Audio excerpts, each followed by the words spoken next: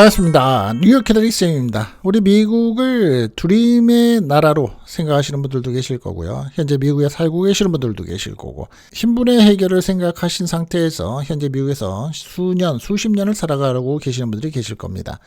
미국에서 돈을 많이 벌고 싶다라는 생각 속에서 현재 돈을 많이 버셨습니까?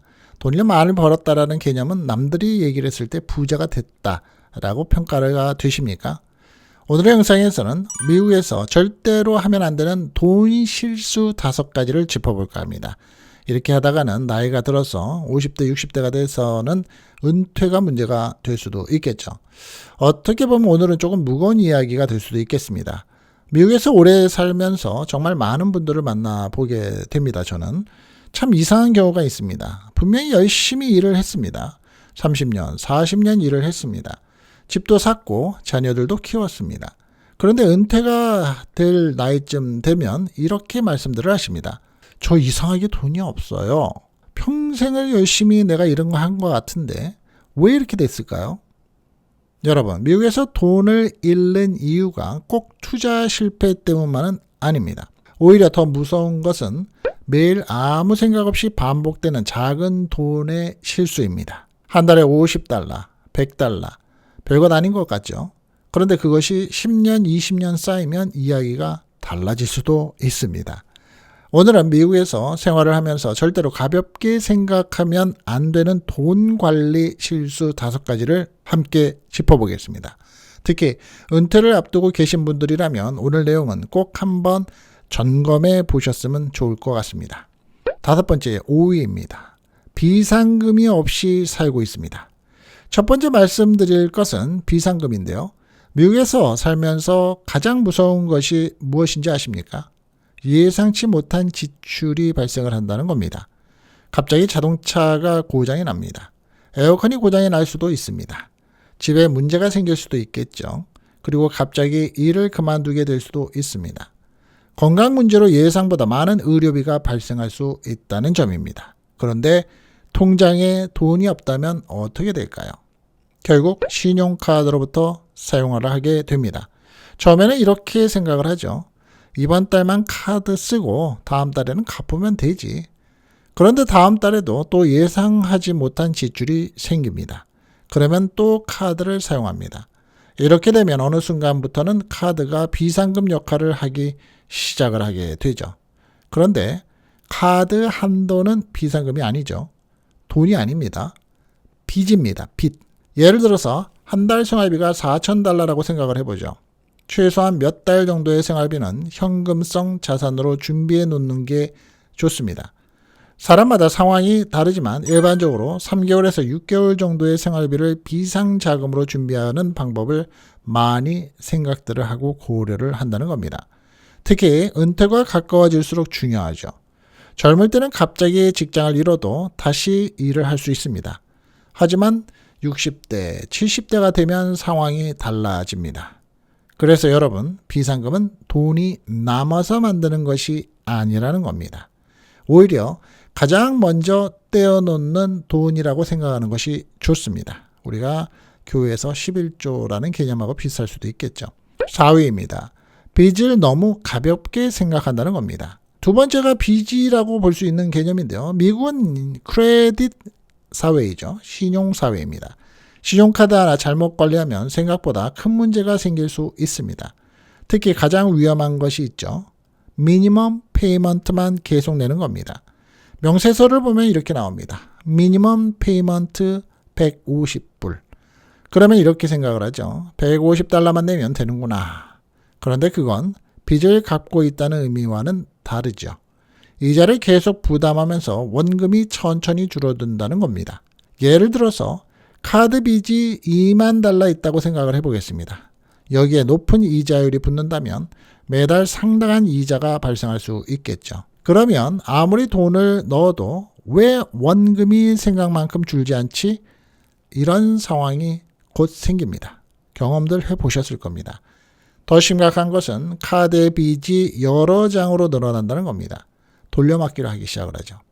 카드 A가 꽉 차면 카드 B, 카드 B가 힘들면 카드 C, 이른바 돌려막기가 시작이 되는 겁니다. 이렇게 되면 돈 문제가 아니라 생활 전체가 빚을 중심으로 돌아가기 시작을 하게 됩니다. 그리고 신용 점수에도 영향을 줄 수 있죠. 이런 부분들은 한국도 요즘에 똑같습니다.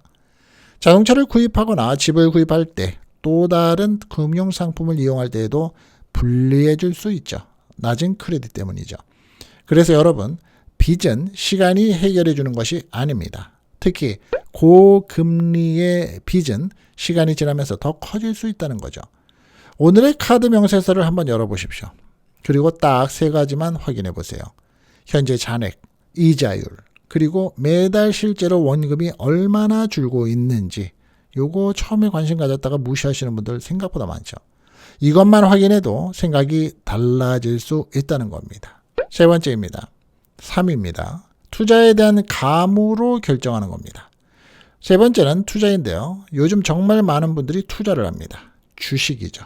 ETF, 가상자산, 부동산, 각종 투자 상품. 그런데 문제는 투자 자체가 아니고요. 투자하는 방법이 문제입니다. 친구가 이렇게 얘기를 합니다. 야, 이거 정말 좋은 주식이야. 유튜브에서 누군가 말을 합니다. 앞으로 이 회사가 대박이 납니다. 그러면 나도 사고 싶어지죠. 특히 주변 사람이 돈을 벌었다는 이야기를 들으면 마음이 급해집니다. 나도 지금 들어가야 되는 거 아닌가? 그런데 여러분, 남이 돈을 벌었다는 것과 내가 돈을 벌 수 있다는 것은 완전히 다른 이야기입니다. 특히 은퇴를 앞둔 분들은 더욱 조심해야 되는 거죠. 요즘에 한국에서도 개미 투자하시는 분들, 은퇴 자금으로서 주식 투자하시다가 낭패를 보시는 분들이 상당히 많죠. 예를 들어서 은퇴 자금 20만 달러가 있다고 해보겠습니다. 그 돈은 단순한 투자의 돈이 아니죠. 투자금이 아닙니다. 앞으로 10년, 20년 동안 생활비를 만들어야 하는 내 노후 자금입니다. 그런데 친구가 추천했다는 이유로 5만 달러, 10만 달러를 한 곳에 넣는다면 어떻게 될까요? 잘 되면 다행이죠. 하지만 반대로 크게 떨어지면 회복이 안 됩니다. 회복할 시간이 부족하다는 거죠. 그래서 제가 항상 말씀드리고 싶은 것이 하나 있는데요. 이해하지 못하는 투자는 하지 마시라는 겁니다. 내가 understanding이 안 되는 투자는 절대로 하지 마십시오. 무조건 투자하지 말라는 이야기가 아니죠. 오히려 공부하고 이해하고 분산하고 분석하고 내가 감당할 수 있는 위험 수준을 먼저 생각해야 한다는 겁니다. 그리고 특히 원금 보장, 고수익, 무조건 오른다. 이런 헤드라인, 이런 말을 들으면 더욱더 조심하셔야 된다는 겁니다. 세상에 위험 없이 높은 수익을 보장하는 투자는 없습니다. 2위입니다. 세금을 아끼려고 소득 기록을 무시하는 겁니다. 이 부분은 우리 한인 사회에서 특히 조심해야 하는데요. 많은 분들이 세금을 싫어합니다. 당연하죠. 돈을 벌었는데 세금으로 빠져나가면 아깝죠. 그래서 어떻게 하면 세금을 조금이라도 줄일 수 있을까 고민을 해봅니다. 여기까지는 정상이죠. 문제는 합법적인 절세와 소득을 숨기는 것은 완전히 다르다는 겁니다. 특히 현금으로 받은 소득을 제대로 신고하지 않는 습관이 반복이 되면 당장은 세금을 줄이는 것처럼 보일 수 있습니다. 그런데 나중에 문제가 생기죠. 대표적인 것이 소셜 시큐리티입니다. 소셜 시큐리티는 일반적으로서 신고된 근로소득과 소셜 시큐리티 세금 납부 기록을 바탕으로 계산이 됩니다. 그러니까 젊었을 때 나는 현금으로 받을게, 세금 내는 게 아까워서니까 하면서 소득 기록을 제대로 남기지 않았다면 나중에 은퇴를 해서 왜 내 소셜 시큐리티가 이렇게 적지? 라는 상황을 맞을 수 있다는 겁니다. 물론 소셜 시큐리티는 개인의 근로 기록과 납부 기록에 따라 달라지기 때문에 모든 사람에게 같은 결과가 나타난 것은 아니죠. 하지만 중요한 것은 이겁니다. 지금 세금을 조금이라도 줄이는 것이 미래의 소득 기록을 줄이는 결과가 될 수 있다는 겁니다. 그리고 세금 문제는 은퇴 후에도 중요하니까요. IRA, 401k, 소셜 시큐리티, 투자 소득 등등 말입니다. 각자의 상황에 따라서 세금 문제가 달라질 수 있습니다. 그러니까 절세를 하시더라도 전문가와 함께 합법적인 방법으로 하시는 것이 중요합니다. 세금을 무조건 많이 내라는 이야기는 절대 아니죠. 합법적으로 줄일 수 있는 건 줄이고 기록해야 할 것은 정확하게 기록하자는 이야기입니다. 1위입니다. 돈이 어디로 나가는지 모른다는 겁니다. 우리는 생각보다 이런 일이 많습니다. 그리고 제가 오늘 가장 중요하다고 생각하는 것은 아마 이겁니다. 1위로서 돈의 흐름을 모르고 있다는 겁니다. 이게 정말 무서운데요. 왜냐하면 돈을 많이 버는 사람도 똑같이 당할 수 있기 때문입니다. 예를 들어서 한 달에 $7,000를 벌고 있다고 해보겠습니다. 나는 $7,000를 버니까 괜찮아. 그런데 실제로는 집의 세금, 집세, 렌트비, 모르게지, 자동차 페이먼트, 자동차 보험, 건강보험, 휴대폰 비용, 인터넷 비용, 전기세, 유틸리티죠, 가스, 각종 구독 서비스, 넷플릭스 같은 거요, 외식, 온라인 쇼핑, 자녀들에 대한 서포트하는 나가는 지원비, 여행, 카드값 이렇게 하나씩 빠져나갑니다. 그리고 월말이 되면 돈이 어디 갔지? 이렇게 됩니다. 여러분, 이것이 바로 돈을 못 버는 문제가 아니라 돈의 흐름을 모르는 문제인 겁니다. 그래서 제가 권하고 싶은 것이 있습니다. 이번 달 딱 한 번만 해보십시오. 은행 어카운트와 신용카드의 명세서를 열고 지난 한 달 동안 쓴 돈을 전부 적어보십시오. 그리고 3가지로 나눠보십시오. 첫 번째, 반드시 필요한 돈은 무엇인가? 주거비, 식비, 보험비, 교통비 등. 두 번째, 줄일 수 있는 돈은 무엇인가? 외식비, 쇼핑, 각종 서비스 요금. 세 번째, 없어도 되는 돈은 무엇인가? 거의 사용하지 않는 구독 서비스나 충동 구매 같은 겁니다. 이렇게 분류해보면 놀라실 겁니다. 내가 왜 이렇게 많이 돈을 쓰고 있었나? 바로 그 순간부터 돈 관리가 시작이 되는 겁니다. 돈은 보이지 않으면 관리할 수가 없다고 얘기합니다. 그런데 더 무서운 것이 있습니다. 여러분, 오늘 말씀드린 5가지를 한번 다시 생각해 보시기를 바랍니다. 돈의 흐름을 모릅니다. 빚을 방치합니다. 비상금이 없습니다. 투자를 감으로 합니다. 그리고 세금과 소득 기록을 가볍게 생각합니다. 이 중에 하나만 있어도 문제가 될 수 있습니다. 그런데 만약 2-3가지가 동시에 있다면 어떨까요? 문제가 발생을 했을 때 한꺼번에 터질 가능성이 커진다는 겁니다. 예를 들어서 60대에 갑자기 일을 못하게 됐습니다. 비상금이 없습니다. 카드 빚은 있습니다. 소셜 시큐리티는 기대보다 적습니다. 그리고 투자금까지 손실을 받습니다. 이러면 정말 힘들어지죠. 그래서 돈 관리는 돈이 많을 때 하는 것이 아닙니다. 돈이 적을 때부터 해야 됩니다. 오늘 당장 확인해야 할 것 5가지. 여러분, 오늘 영상이 끝나고 딱 10분만 시간을 내서 해보십시오. 그리고 이것만 확인해 보십시오. 첫째, 내가 한 달에 실제로 얼마를 쓰고 있는가? 둘째, 현재 카드와 대출 빚이 정확히 얼마인가?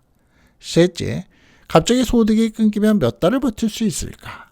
넷째, 내 투자금이 어디에 들어가 있는가? 다섯째, 내 소셜 시큐리티는 근로기록과 예상 혜택을 확인해 봤는가?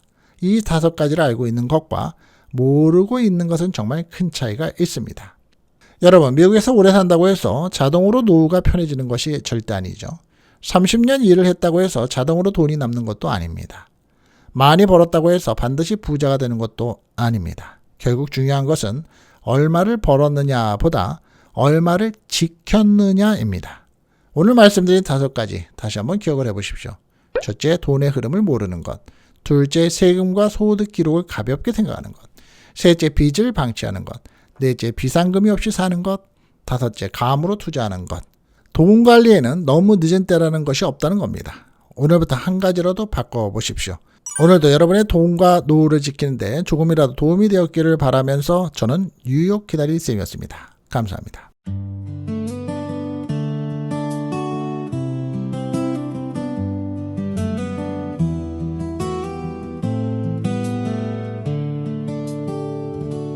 창가에 비친 뉴욕의 불빛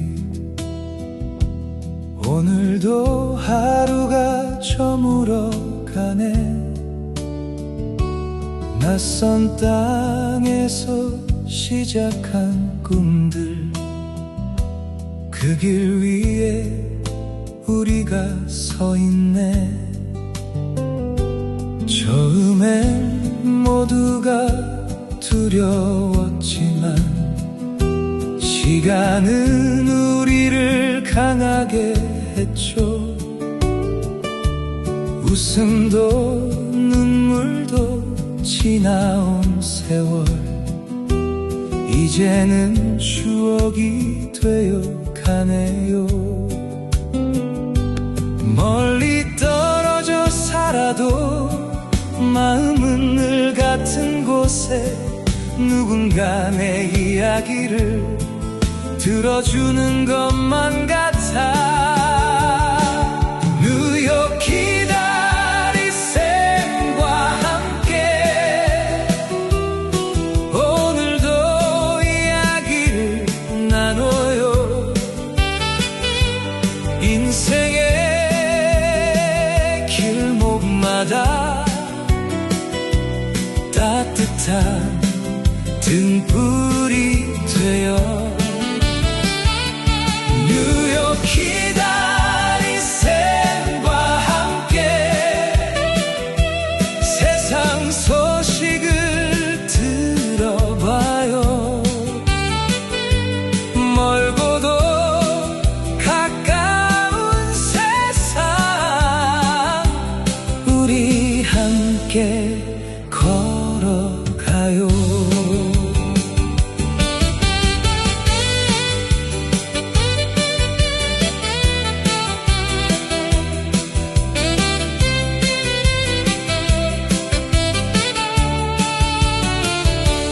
미국의 거리와 한국의 골목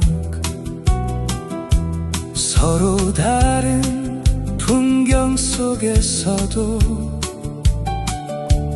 우리의 걱정과 바람은 생각보다 참 비슷하네요.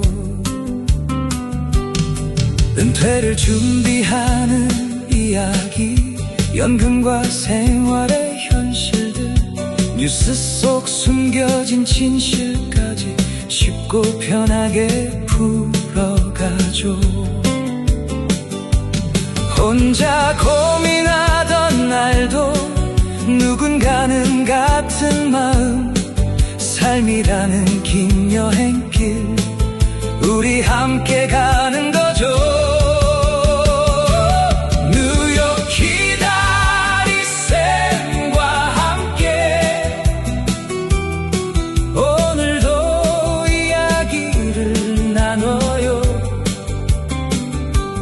인생의 길목마다 따뜻한 등불이 되어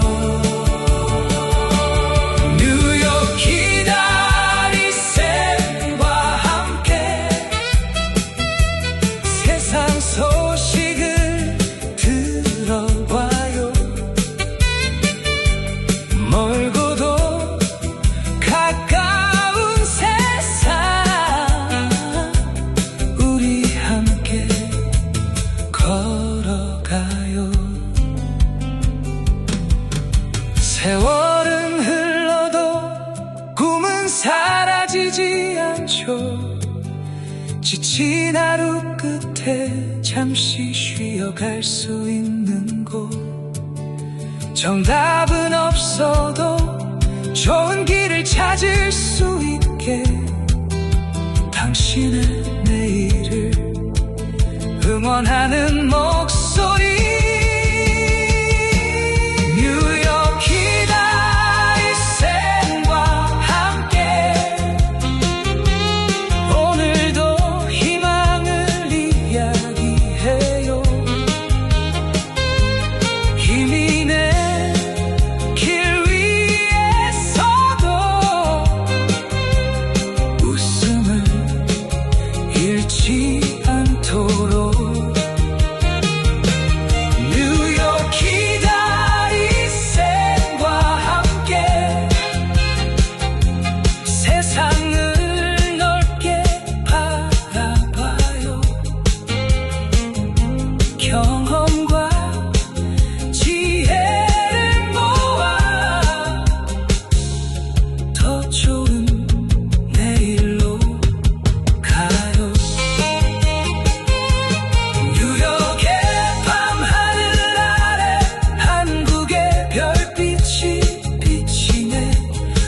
오늘도 함께 해주셔서 정말 고맙습니다. 뉴욕 기다리 샘과 함께 우리 또 만나